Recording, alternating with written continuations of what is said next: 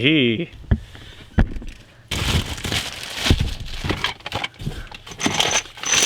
Oh shit, that's not good. I really wish you guys knew what I did during my day, because I know I have you guys commenting and asking. One second, let me first see if the mic's on. Okay, mic's on. I want you guys to have an idea as to what I do during the daytime. So I will tell you guys straight up, I'm busy all the time. Ask my girlfriend, ask my friends. I'm always doing some random something. So today, this morning, I drove to basically Toronto. I did, what did I do? I did about an hour and a half drive to get something for the 240. I went to go pick up a car part. And it's actually gonna be sweet, especially now that I lowered the car. I'll give you guys a hint. It's got something to do with the front. Yeah, take a guess. You guys did comment that you guys did like the last video with the coils. Brakes are definitely up next, but I kind of want to do something a little different. So since I've been only working on the 240, I kind of want to get working on the Mini, because I have been working on it. I have been getting some stuff done, but nowhere to near the extent that I want to get done. So I wanted to have most of this done for this year, but that didn't quite happen. The Mini build is coming. And right now, here's the thing. I'm not in a huge rush to get this done, only because I still have the Accord and the 240 that I could drive. I can have some fun with them. I've been modding the 240 and I've been loving it. But I gotta get this thing going. And the reason why is because I need to get it done for springtime. Not need to, but I want to. Okay, who am I kidding? I need to. I need to go fast, I wanna go fast, and I wanna really make it stupid. But since that I've been working, since I got the 240, I haven't really been putting as much time into this as I would like. So that means that, you know, it got pushed off. You guys have asked me in the last video, hey, is there an update for the Mini? Yeah, there is an update. Nothing's really happened. Well, kind of. I did get some stuff done last week. The thing about that though is that because those videos, they took a little bit longer to make. Because those videos, they're recorded and then I voice over the whole thing. Because I go with that route, or at least because I went with that route for the first one, making the video takes so much longer because I need to record the whole thing, cancel all the music out, do voiceovers, or not music, all the audio out, do voiceovers on the entire thing, and it takes a long time. Like even today alone. Today I went to Toronto, I went to go pick up, I'll tell you guys what, I picked up a body piece, a body panel kind of thing for the Accord. For the 240. I did that. I had to get my sister's Jeep ready and fixed because it's got a coolant leak. I went to go try to bring that around to the side or with the garage. Battery's dead. Try to go jump it. Nothing worked. So I'm like, okay, that's out of the question. That's not gonna happen. I wasn't able to fix that, but I had to attempt that. My parents, they left today and they're heading to Arizona for this weekend. They're heading out there and they're gonna have some fun. They're gonna be checking out a whole bunch of stuff. But because my sister's Jeep was out of commission, my sister had to take my mom's car and my mom and dad were kind of stranded. So because I had an extra car, lucky for me, I had to go take them down there. I didn't have to, but yeah. So yeah, let's put it this way. During the week, I always get stuff done on the cars, on some of my cars. But when it's this busy, when I have random stuff like this going on, I can't exactly make a video for you. Like I drove them to Buffalo. That's where the airport was that they went to. And while I was in the States, I went to go pick up some car parts. Stainless steel, what is this? Stainless steel power steering lines for the 240. That's my car part. Screen protector for my phone. I bought a little something right here. And actually, I'll show you guys. It's a DeWalt impact gun. So I have an impact driver for my car. What am I saying? I have an impact driver that's pneumatic. So it's run off of my air compressor and it works very well. But the thing about that is that I need to break the gun out. I need to break the airline out. I gotta make sure the compressor's on and it's fully, there's air in it. So I've seen a lot of electronic stuff. So electronic impact guns, impact drivers, wrenches, all that stuff. I've seen those start to get popular and I wanted to give it a shot. This thing isn't quite going, I don't know if it's gonna replace, but it could replace, my impact driver completely because it's, well, from what I see and from what it's been rated for and what I've seen with reviews, it could be stronger than it. So I'll show you guys what I have now. I have this Ingersoll Rand impact driver. It's made out of it's got a titanium anvil in it, and it is really good at breaking stuff loose. Obviously, for air stuff, the biggest thing is going to be your compressor. This compressor is a 20-gallon compressor, and it works really good. Some of the bolts or whatever that I'm using are, let's say an axle nut. If an axle nut is really stuck, I will be able to use that to take it out. More often than not, I don't have to go ahead and not break off. You guys know with an axle nut like this, how the sides are usually pushed in? Well, usually if I'm using that impact gun, I can zip it off without a problem. And I want to see if this guy will do the same kind of thing. So this is DeWalt's best impact gun. It's electric, it's a 20 volt Max XR. I'll link this in the description box. I want to see how well this thing does, because I've got a little one, and I'd say the most amount of torque that thing will be able to withstand and actually like break something loose is about 50 foot-pounds, 60 at most. It doesn't have enough strength to take off a lug nut on any of my cars. Even my Honda, those are supposed to be torqued to 80 foot-pounds. It cannot do that. It's not strong enough to take that apart. So, charger. So I wanted to see if it'll do me any better. So I found this kit, best price I found online. You can buy the gun for over 200 bucks and each battery is an extra 100. I found this whole kit for $299 or whatever. That included one battery, one of these guys, the XRs. You guys can check that out. One of these, the gun itself, and one charger. And yeah, that was 300 bucks. I'd say it's pretty good. Yeah, let's find out. I'll definitely do a little bit of testing and actually see how well it withstands and see how much better it is, not only compared to my little electric 18 volt DeWalt impact driver, but also my pneumatic one. I want to see, I'm trying to think as to how I can do this.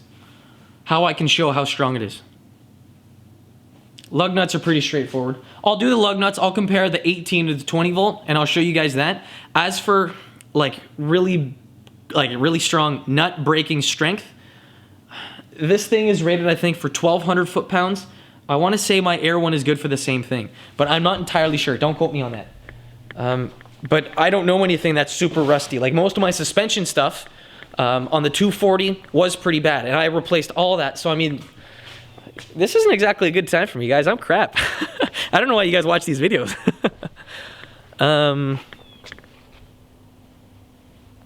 Yeah, damn, I don't know what to tell you guys. I'll find something for you. But I wanted to give you guys a question. Do you guys like this kind of style video where I'm actually talking and you get to see more of a day-to-day thing? This kind of video will take me a lot less time to do and edit, and I can pretty much make a daily video with something this kind of style. So with the mini videos, what I was getting at before is that these videos, they take a long time to do. The last video that I made, the part 1, I probably spent over a week shooting, editing, recording, uploading, all that stuff. And it took a really long time. So if you guys like something a little bit, not less perfect, but if you guys can handle a video like this, I can do more of these. Let me know what you guys think in the description box, because I want your input. If you guys want to see more videos as opposed to more like defined, nice, clean cut, whatever videos. If you guys want this kind, let me know. If you like the longer style, let me know as well. I want your guys' input so I can make my channel better. I can make you guys happier. I can show you guys more stuff that's been going on. Because since the part 1, let me change the lighting. Since the part 1 of the first video for this car, for when I was taking the engine apart, I have done some work. But all that footage is on my computer and I haven't gotten around to edit it yet because it takes a while. And winter's coming. So if you guys want to see something if you guys want to see more of me, if you guys want to see more of my projects, let me know in the comments and I'll be happy to help you guys.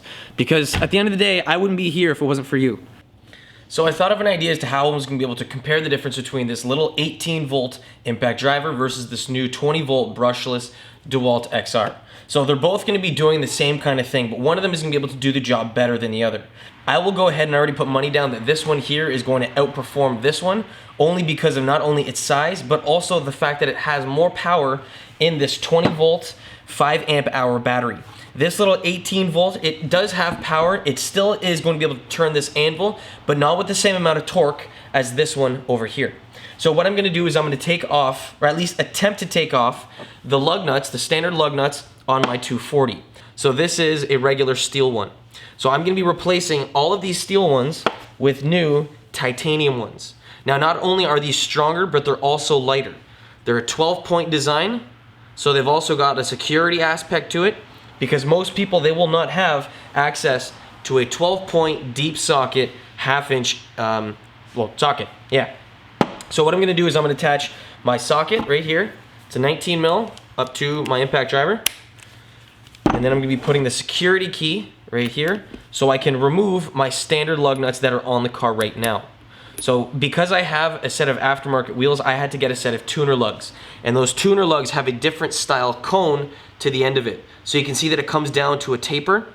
The standard lug nuts on the car came with a rounded end. And if you use those on the car with aftermarket wheels that are designed to be used with a tapered end, it's not going to mount correctly. It's not going to have a good amount of clamping force for the wheel onto the hub.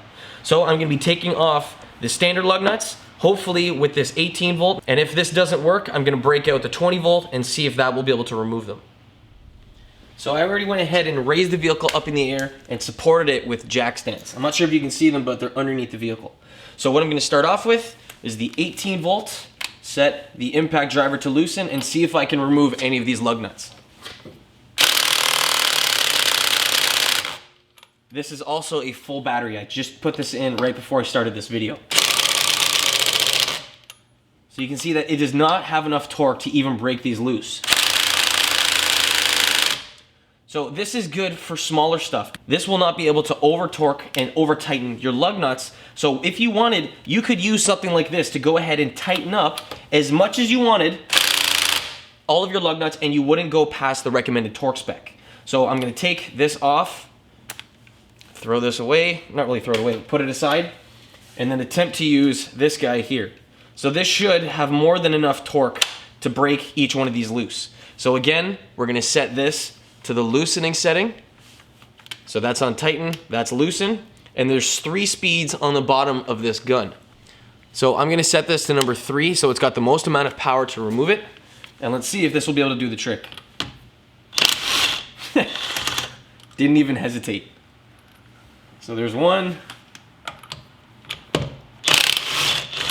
There's 2. And now I'm actually gonna see if I'm gonna back this down to setting number 2. So this has less torque than 3. Let's see if it'll still be able to remove it. Not a problem.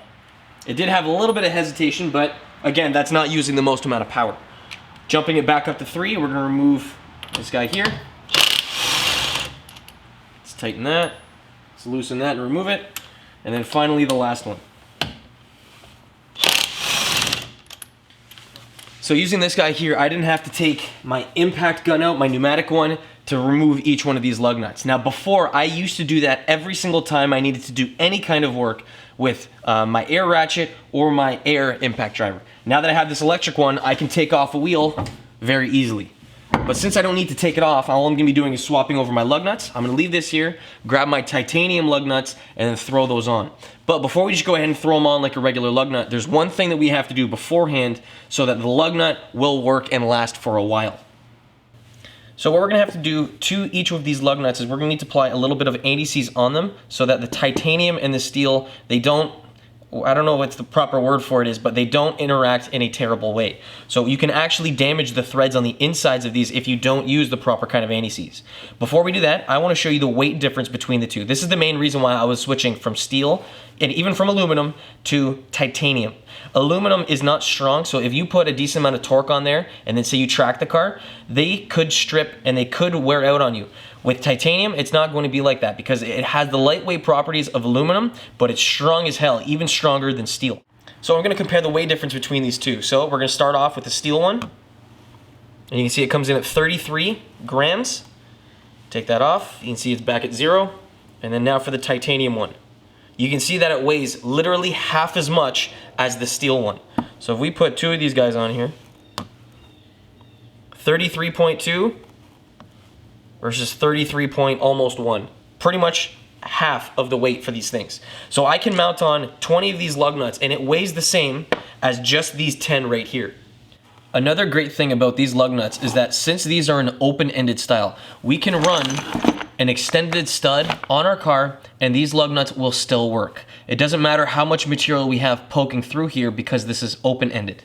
If we have a lot of material on this stud, because this is a closed-ended lug nut, we can't have any excess material come through the end of the lug nut. So what that means is that if you want to run extended studs or wheel spacers or whatever for that matter, you would have to get rid of these and opt for a set of open-ended ones. So while you're at it, for a set of open-ended lug nuts that come with a 12-point end that are stupid light, I am not going to be complaining. I am really pumped to throw these things on the car. As for the procedure to keep these things lubricated, now, you'll always see people saying, never put any kind of anti-seize on your lug nuts. And you'd be completely right. For a set of aluminum ones, for a set of steel ones, do not put any kind of anti-seize on there. For titanium ones, however, it is slightly different. Now, when I'm talking about anti-seize, I'm not saying that you need 3 pounds of anti-seize. Like, you wouldn't use anywhere near as much as all this. Can you see like the little end that's dripping down? That is pretty much all that you would need per lug nut. So you're just gonna have that. I'm laying that inside the lug nut. Can you see the little anti-seize found on the inside? That's all you need. So I'm gonna be putting that there on each one of these lug nuts, and then I'm gonna put a tiny bit on the face, on the contact patch right here. So this material that you're seeing right here, the cone end of it, is what's gonna be holding and putting the clamping force on the wheel onto the hub. So because we don't want the titanium to basically grind into the wheel, we have the lubrication on there for the anti-seize. After you have the anti-seize on there, just use your finger and rub it in so that the anti-seize is properly covering the entire surface area of that contact patch. Once you've got that done for your one lug nut, do the exact same procedure to the other 14 that we have here. As soon as you're done, we can put them back on the cart. Now, as for the anti-seize that you want to use is this nickel anti-seize lubricant. It's part number 77124, and this anti-seize is made specifically for use with stainless steel, titanium, and other nickel alloys.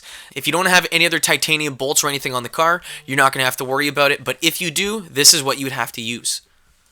With the impact driver on setting number 1, I'm going to be putting each one of the lug nuts onto the wheel. Now, when it's on setting number 1, it's not going to be tightening each one of these lug nuts past the recommended torque spec for these lug nuts. So the torque spec for my car is about 100 foot-pounds, and it's not going to be tightening it anywhere near to that strength. Once you have all 5 of those done, you can then lower the vehicle down onto the ground and then grab your torque wrench and then torque up your lug nuts like you normally would. Since we did put anti-seize on there, we are altering the torque spec, so that means that if we're still putting down the same amount of torque as before, what's going to change is the amount of clamping force that you have for the wheel onto the hub. So with these kind of lug nuts, what you're going to be doing is increasing the amount of force you have holding the wheel onto the car. But if you just torque it up normally in the same star pattern, you should be good to go. So even after doing a couple 100 kilometers with these lug nuts on there, with the anti-seize, both on the threads and on the face of it, I have not had any of them back off. So all the threads are still properly on there. It's torqued up to the proper torque spec. I'm going to be eventually changing out the standard size studs that are on each of the hubs with extended ones, so I can run a spacer and whatever. But with these lug nuts, I have no problems, no questions, and you know, it's been good so far. If I have any problems with them, I'll definitely let you guys know in the comments for this video, and I'll even make another video in case something happens. But I don't think I'm going to have any problems. All these lug nuts have been tested, they've all been properly machined, and there are no issues that I can see of them so far. I will let you guys know in the comment section if I have a problem. If you guys want to see the difference between my electric impact driver that I just picked up from DeWalt versus my pneumatic one that I've been using forever, let me know. I'll be happy to do a review or even a comparison or whatever about them. Because if I can get you guys to either pick one and actually go with the better one, that'd be awesome. I don't want you guys to waste your money, but yeah, if you guys want to see any of that stuff, let me know in the comment section along with your comments for this video. If you guys like the style or whatever, let me know. I'm here for you guys, so I want to hear your opinion on it. If you guys have any questions regarding the video, throw them down there as well. Otherwise, guys, I'll catch you guys in the next one.